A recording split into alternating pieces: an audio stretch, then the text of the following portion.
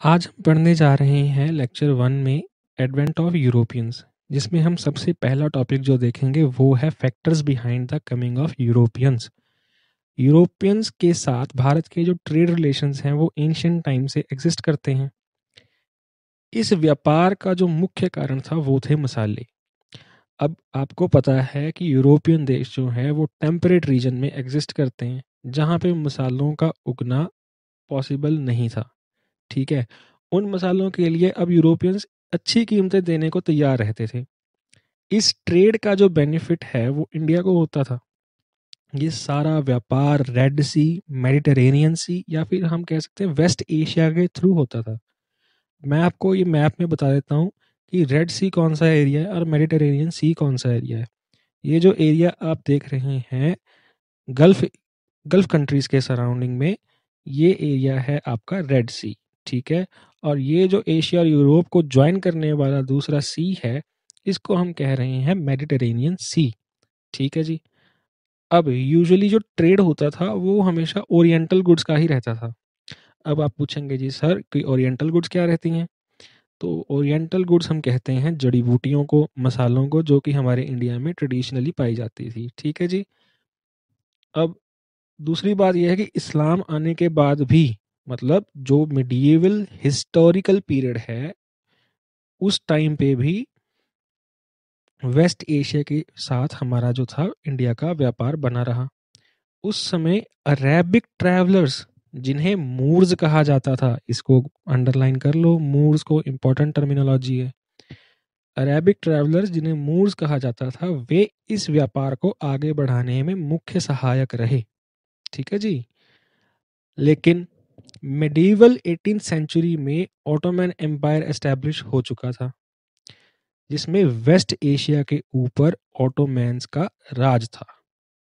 अब Ottoman empire की जब भी मैं बात करता हूँ, आपको दिमाग में आ जाना चाहिए कि हम मॉडर्न डे टर्की की बात कर रहे हैं। उस टाइम पे उसको कॉन्स्टेंटिनोपल कहते थे, और वो जो था एपी सेंटर था ऑटोमन एम्पायर का। हालांकि ऑटोमन एम्पायर बहुत फैला, सन 1600 तक आते आते काफ़ी फैल चुका था, लेकिन शुरुआत में जहाँ पे 1453 ईस्वी के पास अगर हम देखें तो ये मेनली फोकस्ड था टर्की में, और इसका जो मेन सेंटर था जहाँ से ये शासन चलता था वो टर्की ही था। उसको तब कहते थे कॉन्स्टेंटिनोपल। ठीक है, तो वेस्ट एशिया के ऊपर ऑटोमन्स का राज था। इस कारण इजिप्शियन और अरेबिक ट्रेडर्स ने हैवी टोल टैक्सेस वसूलने शुरू कर दिए। और ये जो टोल टैक्सेस वो वसूलते थे, ये किन से वसूलते थे? हाँ जी, यूरोपियन से वसूलते थे। ऐसा क्यों? क्योंकि अगर आप देखो कि ट्रेड तो चल रहा है इंडिया के साथ। अब इंडिया में जो शासन उस टाइम पे कर रहे हैं वो कौन है? वो आपके मुगल्स हैं। मुगल्स कौन थे? बेसिकली टर्क्स थे। और जो टर्की में अभी शासन चल रहा है वो किसका चल रहा है? वो सेम एथनिसिटी के लोगों का है।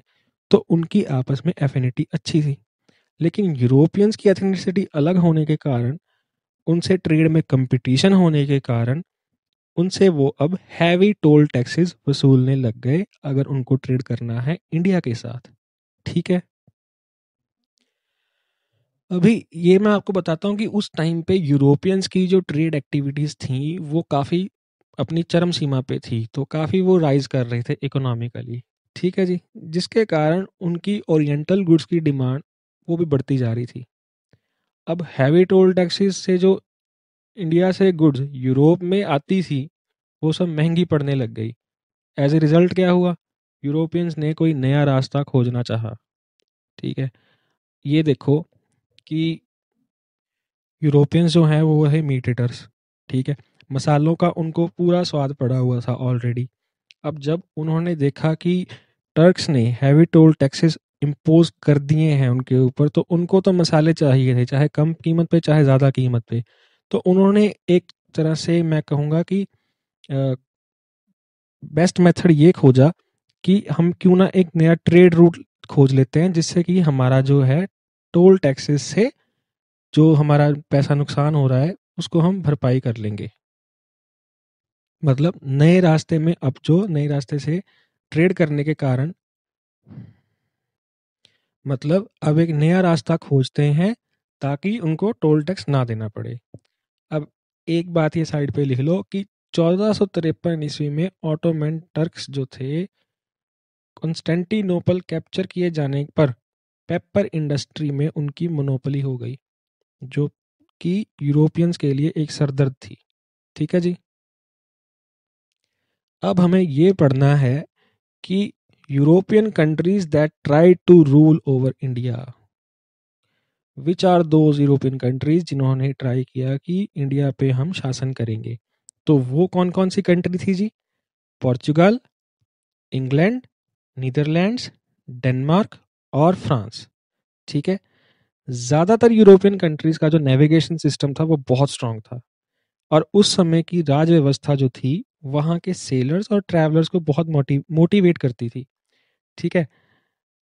अब इस कारण क्या होता था, उन्हें नए रास्तों का भी पता चलता था, नए देशों का भी पता चलता था, और जहाँ पे वो व्यवहार करते थे वहाँ के ट्रेड और कल्चरल जो उनकी रिलेशंस थे वो भी स्ट्रांग होते जाते थे, उन्हें बहुत अच्छी जानकारी हो जाती थी। इसी तरह एक रूलर थे, डॉम हेनरिक। ठीक है, पोर्चुगीज रूलर थे डॉम हेनरिक, और उनकी पैट्रनाइजेशन में मोटिवेशन पाने पर जो पोर्चुगीज थे उनको सक्सेस मिली अपने हर एक एक्सपीडिशन में। ठीक है। अब शुरुआती एक्सपेडिशंस में जो भी शिप्स सेल करती थी वे सब किसी ना किसी कोस्टल लाइन के नज़दीक रहने की कोशिश करती थी, ताकि वो कहीं भटक ना जाएं और वापस आने को उनको मुश्किल हो, या फिर वो आ ही ना पाए अपने वापस देश। तो वो कोस्टल लाइन के नज़दीक ट्रैवल करते थे ताकि कुछ ना कुछ वो रिसोर्सेज हासिल कर पाए। भारत में मसालों और टेक्सटाइल्स का व्यापार तो पहले भी होता था, लेकिन तब के सब लैंड रूट से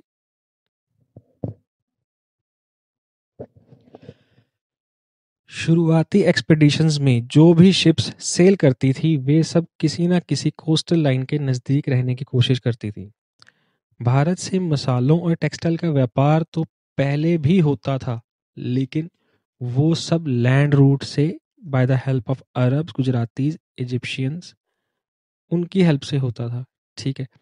अब ऐसे में एक शुरुआती सेलर कोलंबस ने पहली बार एक नया रास्ता खोजने की चाह में कोस्टल लाइन से दूर हटकर सेलिंग शुरू करी, जिस कारण वो अमेरिका जा पहुंचा, और उसने उसे इंडिया समझा, और वहाँ के नेटिव लोगों को उसने क्या कहा? Red Indians. और जिस एरिया में उसने लैंड किया उस एरिया को कहा जाता है आज भी वेस्ट इंडीज। ठीक। अब समझने की बात यह है कि यूरोपियंस का शुरुआत में साउथ वेस्ट एशिया,